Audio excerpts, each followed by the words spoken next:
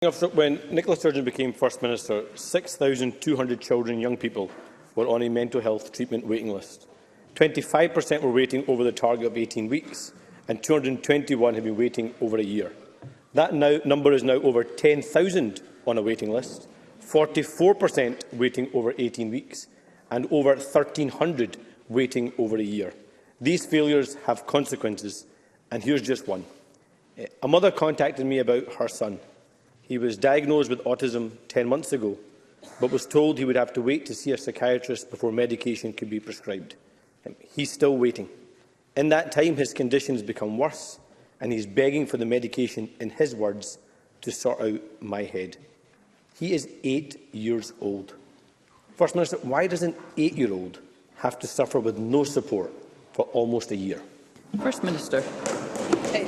They shouldn't, and I am not going to say that that is acceptable. But again, in mental health treatment, as in the NHS more generally, we are investing in order to support health boards deliver the treatment, catch up with the impact of the pandemic. So again, we are seeing signs of improvement. If I can again cite the most recent statistics that were, of course, published just this week. In the most recent quarter, we saw the highest ever recorded number of children and young people starting treatment in CAMHS services. That was 7.7% up from the previous quarter and a 20% increase from the same quarter in the last year.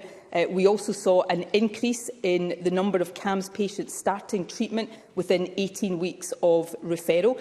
There is still considerable work to do, but the investment we are making, the reforms that we are making within mental health treatment services are starting to deliver that improvement. We have also increased investment. So if you look at expenditure specifically on CAMHS since 2019-20, we have increased that by almost £80 million.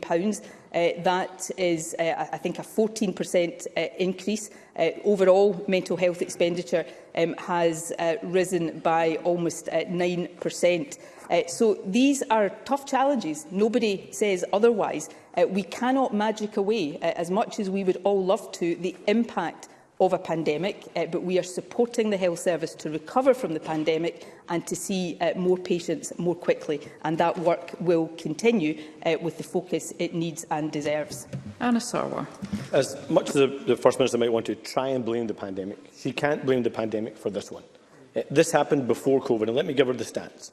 Between November 2014 and March 2020, waiting lists increased by over 5,000, the numbers waiting over 18 weeks more than trebled, and those waiting over a year increased from just over 200 to nearly 1,000 before COVID-19.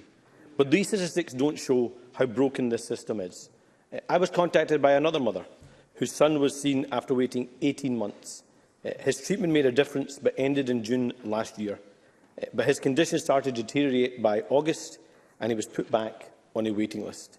And despite reporting suicidal thoughts, he is still waiting 11 months on.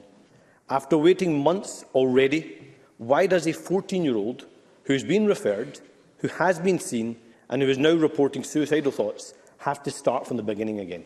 First Minister.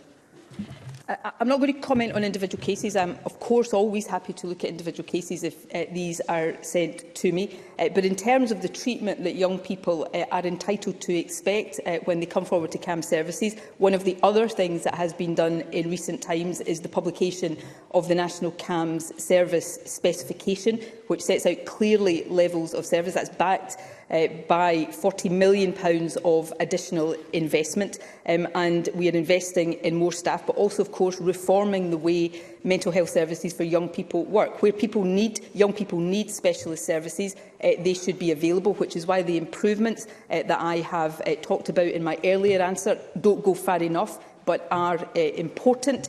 It is also the case that we are trying to build up and are building up more community-based services so that fewer young people need to be referred to specialist services. So, for example, we have employed or supported the employment of counsellors in all secondary schools to support young people on an early intervention basis. So we will continue to take the steps to invest in mental health services, but also to reform mental health services so that they become more preventive and operate on an earlier intervention prevention basis. The final point I would make, because Anna Sarwar is right, because I've stood here on many occasions and talked about these issues, that mental health in particular, we were seeing significant challenges before the pandemic, which is why much of the investment I have talked about has been happening.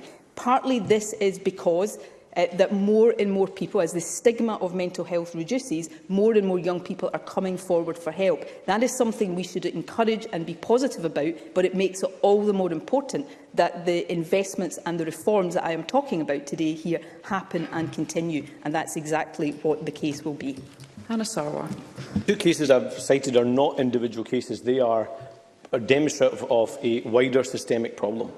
And if mental health services are going to be taken seriously, we need reform of the referral and triage system. We need a mental health professional in every GP practice, and young people in every primary and secondary school need to have access to face-to-face mental health services. These are solutions, but all the First Minister has done again today is offer year after year is warm words. In 2015, Nicola Sturgeon said waiting times were too long. In 2016, she said there were far too many children whose needs were unmet. In 2017, she said long waits are unacceptable. In 2018, she said there is more work to do. In 2019, she again said long waits are unacceptable. In 2020, she admitted there had not been enough preventative and early intervention services before COVID. In 2021, she again said long waits are always unacceptable, and we've heard the exact same script all over again today. Why does Nicola Sturgeon think it's acceptable to use the same hollow words year after year for 8 years, while nothing changes, families are left to suffer, and kids are left to pick up the pieces on their own? First Minister. Well, that is not the case. What we see with mental health treatment is more people coming forward for treatment.